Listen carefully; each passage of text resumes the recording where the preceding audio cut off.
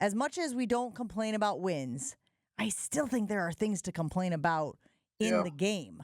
And, one thing that we have talked about this morning is, when is Matt LaFleur going to take the reins off of Matthew Golden? You drafted him for a reason. It is very obvious his talent pops off the page, pops off the screen.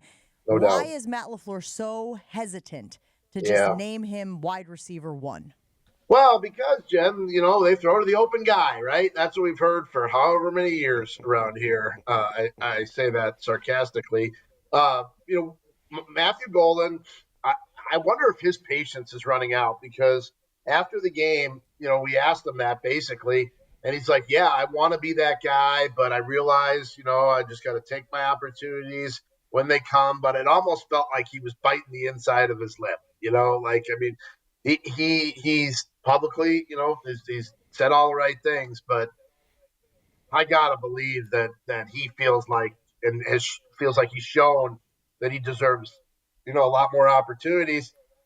It just doesn't seem like they're willing to do that with anyone, whether it's Golden or feed the ball to Tucker Kraft. I mean, I've felt that way, about Kraft in the past, and it's never happened. So you'd like to think that it will, but I can't sit here and tell you that eventually he's going to get 10 targets a game. Rob, what was your takeaway from the defense? Yeah, I mean, their coverage guys, I realize you got, two unbelievable receivers, but I thought they had some coverage issues. Nothing, no blown assignments. We're not seeing like guys run free, wide open, but they're not making plays on the ball, Chewy, and I can't figure out why, because this is a defense that, I mean, they took the ball away last year like crazy. I mean, Xavier McKinney had an interception in 5 straight games to start the year. They only have 2 interceptions all year, and one of them was kind of a freebie from Flacco in the Cleveland game, just basically a punt. So, I know you can't live by the takeaway, but you got to start taking the ball away. It makes things a lot easier. It takes possessions away. It gives your offense the ball in advantageous situations. And, if you're not taking the ball away, it just puts more and more stress on you. Rob, did Brandon McManus suffer some sort of setback? Because he was convinced he was going to play during the course of the week. Yeah. They did sign Lucas Havrisik on Saturday, but you told us yesterday on Green Bay Game Day that his people were told, this is emergency only, just in case he's not able to go, and McManus was inactive. That's a great question, Gabe. I watched right after the pregame show. I went out to the field and watched Brandon McManus go through an extensive warm-up. I mean, he was kicking, I think, 54, 55-yarders with no trouble. And I think, they huddled up.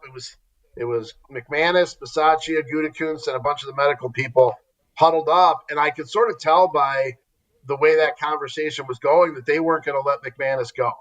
McManus sounded like he wanted to go. And they held him out. Now, after the game, he said, we all made the decision, but, he didn't kick all week until pregame. And, it wasn't like he went out there, kicked 3 times in pregame, grabbed his quad and said, I can't go. I mean, he must have kicked, I bet he kicked 20, 25 balls before the game. And I think I saw one of them hit the upright. The rest of them looked pretty darn good. But, they said afterwards, it's a long season, and they wanted to hold him out. He talked earlier in the week, Gabe, about how this happened to him in Denver. But after the game, he made an interesting point. He said, in Denver, it was later in the year, so we didn't have the long term to think about, and we weren't very good, so I kicked anyway. So, I mean, I think those are 2, I guess, factors in why it's early in the year, and they think they have a good team that they don't want to mess up. Rob Demovsky hanging out with Jen, Gabe, and Chewy this morning, as he does each and every week during the Packers season. According to snap counts, Jordan Morgan got 49, Sean Ryan 11, but they were rotating at the right guard position. Has Jordan Morgan done enough to lock up that job? Yeah, it was rotating after one series apiece, and then the rest of the way, it was all Jordan Morgan. I think that one series that Sean Ryan played was those all 11 snaps, if I'm not mistaken. So I don't know if it's a rotation or they just decided they were going to go the rest of the way with one guy, and that's the way they're going forward. I got to be honest. I wondered if they were going to possibly give Jordan Morgan a shot at left tackle. Rasheed Walker was on the injury report last week, but it's been pretty clear that Jordan Morgan is one of their best five, and that he needs to be on the field. I would be surprised going forward if it's much of a rotation or if it's the same type of rotation where it's, a series here, a series there for Sean Ryan, but this is Jordan Morgan's job. And the crazy thing is he has resisted playing guard for so long since he's been here. But that might just be his best avenue to being on the field, close to 100% of the time. And just a quick follow-up there, Zach Tom also played. We weren't sure if he was going to. Did he Yeah. look healthy out there to you? Well, he did, except after the game, he was in a ton of pain. Like, he was having trouble getting undressed. He wouldn't say whether he thought it was a good decision to play. Basically said it's not as bad as it was before, but it ain't good. When we asked him if he should have played, he's like, I'm not answering that. So I don't think they're out of the woods yet with Zach Tom, because he looked like he was in some significant pain after the game. Rob, do they have to worry about Parsons getting frustrated? Not by being double teamed on every play, but the rest of the D line really not picking up the slack. I know Van Ness had a sack, but there really wasn't a lot of pressure all game long. And like the thing, Van, I'm glad you brought Van Ness up. He left the game with a foot injury and is going to have it checked out today. Now, they did say the X-rays last night were fine, but there's obviously only so many things you can see on an X-ray. I was surprised when I looked down at our ESPN analytics sheet after the game and that they had Parsons with 5 pressures. Didn't seem like that to me. I guess live. I have to go back and watch it. But I do think as long as Mike is a guy who's getting to the quarterback, I think he's going to be happy. But you're right. Like, Rashawn Gary was leading the league in sacks a couple weeks ago and hasn't had one since. So they do need to find some production there pretty soon. Talking with Rob Demovsky on a Victory Monday. And Victory Monday brought to you by Palermo's Pizza, Wisconsin's hometown pizza, with delicious brands like Palermo's, Connie's Urban Pie, Scrim and Sicilian. Palermo's has your game day covered. Find Palermo's in your local grocer's freezer. Josh Jacobs had his best game of the year, but he was also sick. Was he? Yeah. He was discharging on the sideline? Discharging. That's a great word for it. I should have used that in my story. I just went with vomit or puke. I think I like this guy. I didn't use my Matt LaFleur thesaurus on that one, I guess.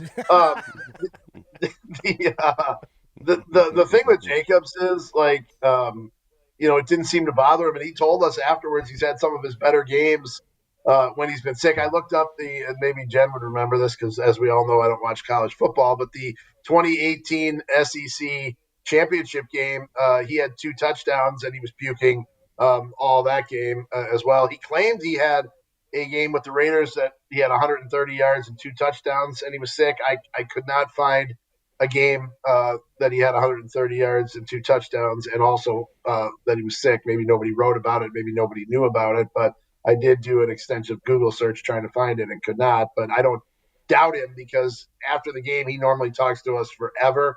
He stands there for 15, 20 minutes. He was about 4.5 minutes and he was the sweat. He had that sick sweat going on. I'm glad I was way in the back. I wasn't in the, I was reaching my tape recorder in from the back.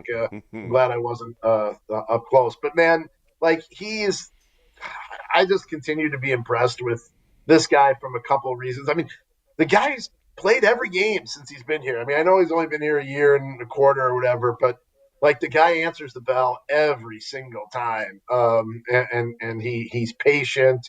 He had a rough start to the year. They had a rough start to the year from a run blocking situation. But this guy is just, he is, I think he's everything you'd want in a running back or anything you'd want in a teammate, a football player. We asked him if he got a game ball. And he goes, no, the kicker. And he goes, and I'm embarrassed to say I don't know his name. I apologize. But he got the game ball, and that's fine with me. That's just another crazy aspect of this is you go out there and play with a teammate whose name you don't even know, right? So that's football, I guess. The kicker, he did a great job. Well, to be fair, I've struggled with pronouncing his name as well. Well, I don't even think he could. I don't even think he knew where to begin. Havrisik? Yes. Havrisik? Havrisik. Havrisik. And Josh Jacobs was Havrisik. All right, we'll score one for the dad jokes this morning. Listen, we're not always right about things. I know. Breaking news here on Jen, Gabe, and Chewy, but were we wrong to crown this defense after the first 2 weeks of the season? Because we were thinking, finally, they have a championship caliber defense, and it feels like they have been underperforming. Should we be pumping the brakes on this defense carrying them to the Super Bowl? Yeah, ever since Aaron Rodgers said after week one of that one season, I think it was that they beat Chicago in the opener. I think it was Mike Pettine's first year as defensive coordinator. I think Rodgers said, "Hey, we have a defense now," and they really didn't. Ever since then, I've been hesitant to crown anybody at any point before about Thanksgiving. But I mean, look, I think it goes back to what we talked about right off the top. I mean, I think they get 3 or 4 takeaways, and all of a sudden you're looking at them a little bit differently. It is a little bit surprising or baffling why Quay Walker and Edgerrin Cooper looked so good the first couple games and really haven't done much since. Well, how much are they missing Wyatt? Is it as simple as that? Yeah, you know what? I guess, but I mean, it's hard to imagine one guy would change it that much, but maybe it does, especially up the middle of the field where those guys play. But I'm just using those guys as an example, Jen, of things that we saw early that we haven't seen of late. And I think there's more of that as well. Hey guys, it's Jen from Jen, Gabe, and Chewy. Thanks for watching our clip. I'm sure it was super informative and educational. I'm just kidding. I love those knuckleheads. And we do it live every Monday through Friday from 7 to 9 a.m. on 94.5 ESPN Milwaukee. Make sure that you like and subscribe and hit that notification bell so that you get informed anytime we drop new content.